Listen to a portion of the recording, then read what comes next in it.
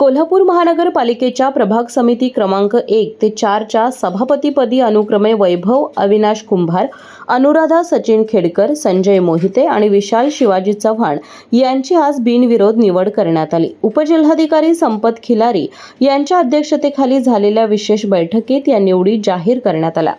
प्रभाग समिती क्रमांक 1 गांधी मैदान, क्रमांक 2 छत्रपती शिवाजी मार्केट, क्रमांक 3 राजारामपुरी जगदाळे हॉल आणि क्रमांक 4 छत्रपती ताराराणी मार्केट या विभागीय कार्यालयांसाठी सभापती पदाकरिता प्रत्येकी एकच उमेदवारी अर्ज दाखल झाला होता।